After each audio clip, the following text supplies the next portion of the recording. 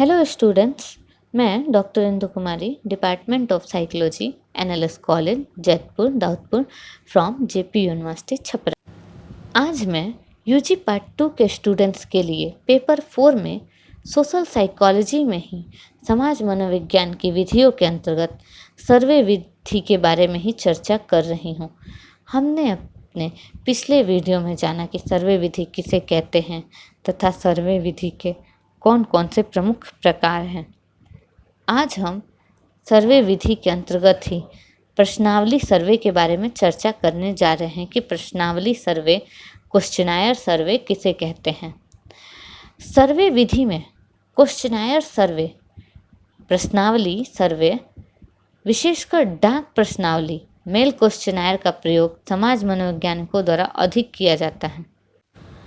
सर्वे विधि में प्रश्नावली, विशेषकर डाक प्रश्नावली का प्रयोग समाज मनोवैज्ञानिकों द्वारा बहुत अधिक किया जाता है। इस विधि में शोधकर्ता जिस सामाजिक समस्या के बारे में अध्ययन करता है उसमें संबंधित कुछ प्रश्नों को तैयार कर लिया जाता है। जिसके बारे में वो अध्ययन करता है उससे संबंधित कुछ प्रश्नों को तैयार कर लिया जाता है और उससे एक पुस्तिका के रूप में छपवाकर उन व्यक्तियों को डाक द्वारा भेजा जाता है जिनका सर्वे करना है। भेजा जाता है जिनका विचार या मत हमें प्राप्त करना है या जिनका सर्वे हमें करना है। ऐसी उम्मीद की जाती है कि व्यक्ति पुस्तिका के प्रत्येक प्रश्न को स्वयं पढ़ेगा और उसका उत्तर देकर पुनः शोधकर्ता को डाक द्वारा लौटा देगा। क्या करेगा? लौटा देगा, डाक द्वारा भेज देता है। पुनः इस विधि में भी शोधकर्ता व्यक्तियों के समूह का चयन प्रायः यादृच्छिक रूप से ही करता है। इस विधि का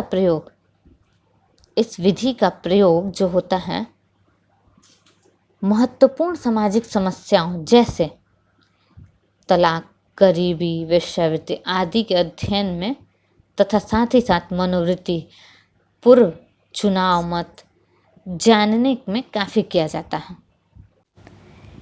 इसे ही हम डाक प्रश्नावली कहते हैं, जो कि प्रश्नावली सर्वे में एक बहुत ही महत्वपूर्ण प्रश्नावली सर्वे है।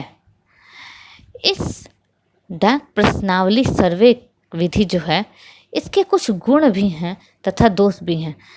तो हम आज उन गुण और दोषों के बारे में जानने जा रहे हैं। तो सबसे पहले हम डाक प्रश्नावली के गुणों के बारे में चर्चा करने जा रहे हैं।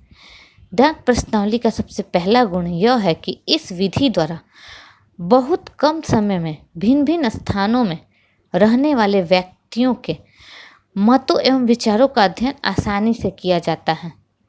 अतः इस विधि द्वारा अध्ययन करने में क्या होता है? काफ़ी समय की बचत होती है। क्या होता है? समय की बचत होती है।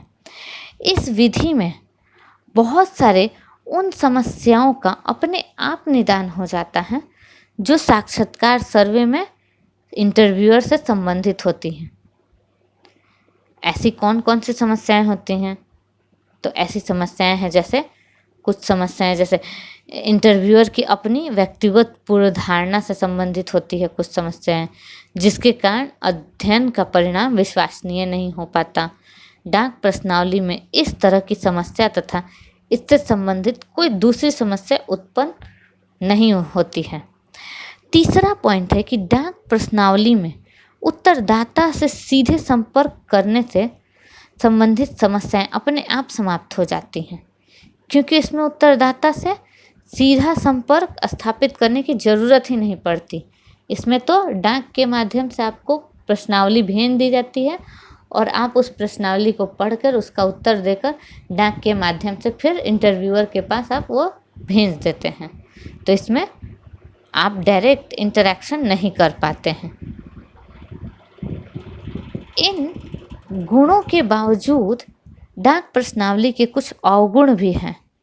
इसका पहला अवगुण है कि डाक प्रश्नावली का सबसे महत्वपूर्ण दोष यह है कि अक्सर उत्तरदाता भेजे गए प्रश्नावली को निर्देशानुसार भरकर लौटाते ही नहीं हैं। इससे क्या होता है, इससे शोधकर्ता को समस्याओं के बारे में अध्ययन कर किसी निष्कर्ष पर पहुंचने में क्या होती है, कठिनाई होती है, दिक्कत होती है। दूसरा पॉइंट है कि डाक प्रश्नावली में प्रश्नों के उत्तर दिए गए होते हैं, वे उत्तरदाता द्वारा ही दिए जाते हैं या किसी और द्वारा इसका निर्णय भी नहीं हो पाता, क्योंकि अक्सर देखा गया है कि वास्तविक उत्तरदाता के बदले परिवार का कोई अन्य सदस्य भी उत्तर देकर क्या करता है, प्रश्नावली को भरकर लौटा देता है। तो ऐसी परिस्थिति में डाक प्रश्नावली की क्या कहते हैं, विश्वसनीयता क्या हो जाती है, खत्म हो जाती है। तीसरा पॉइंट है कि डाक प्रश्नावली का प्रयोग उन अध्ययनों में अधिक महत्वपूर्ण है जहां शोधकर्ता व्यक्तियों से बातचीत करके उनके विचारों की गहराई जानना चाहता है। जहां क्या होगा, शोधकर्ता व्यक्तियों के विचारों के बारे में जानना चाहेगा गहराई से, तो वो क्या हो जाएगा, नहीं हो पाएगा। तो इस तरह से हमने जाना कि प्रश्नावली प्रविधि किसे कहते हैं तथा उसके क्या गुण और दोष हैं। हमारा अगला पॉइंट है कि पैनल सर्वे किसे कहते हैं। इस प्रविधि में सर्वेकर्ता जो होता है जीव संख्या से चुने गए व्यक्तियों के समूह का क्या करता है, साक्षात्कार 2 या 2 से अधिक बार करता है। क्या करता है, साक्षात्कार 2 या 2 से अधिक बार करता है तथा समस्या के प्रति उनके विचारों से अवगत होता है। और इस प्रविधि के 2 प्रमुख लाभ बतलाए गए हैं। तो इस प्रविधि में सर्वेकर्ता किसी भी जीव संख्या का जब अध्ययन करता है तो क्या करेगा, 2 बार उसका साक्षात्कार करेगा। इसी आधार पर इस सर्वे विधि को किया जाता है। तो इस सर्वे विधि के भी कुछ गुण और दोष हैं। तो इसके सब गुण जो होते हैं वो निम्नलिखित हैं। जो इसके गुण हैं उनके बारे में हम बताने जा रहे हैं। तो इसका सबसे पहला गुण जो है वह यह है कि इस प्रविधि में समस्त मनोवैज्ञानिक यह आसानी से जान पाते हैं कि वे कौन कौन से कारक हैं जो समय बीतने के साथ क्या होता है, प्रतिदर्श या व्यक्ति के समूह की मनोवृत्ति या विचार में परिवर्तन लाते हैं।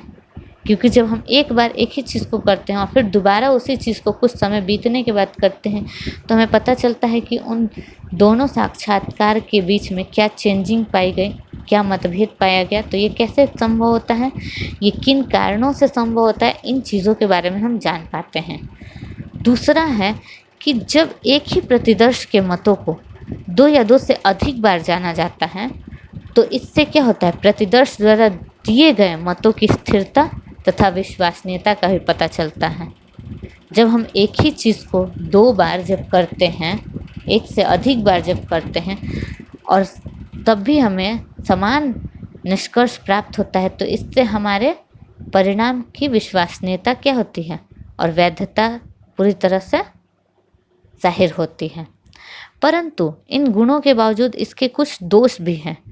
इसका सबसे पहला दोष है कि पैनल सर्वे में चूँकि एक ही प्रतिदर्श को अध्ययन में कई बार सम्मिलित किया जाता है, अतः ऐसा देखा गया है कि प्रत्येक बार सभी व्यक्ति अध्ययन के लिए कई कारणों जैसे मतलब अलग अलग मृत्यु ही हो गई या फिर ट्रांसफ़र हो गया या दोबारा अध्ययन करने से मतलब उसमें भाग लेने की इच्छा नहीं है, इन सब वजहों से भी क्या हो जाता है, उपलब्ध नहीं हो पाते दोबारा वो व्यक्ति।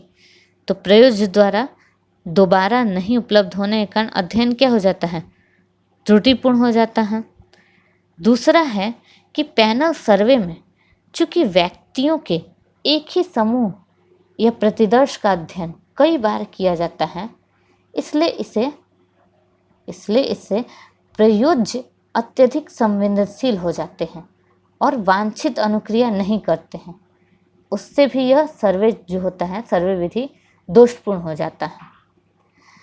तो ये हमने जाना कि पैनल सर्वे किसे कहते हैं और इसके क्या गुण और दोष हैं।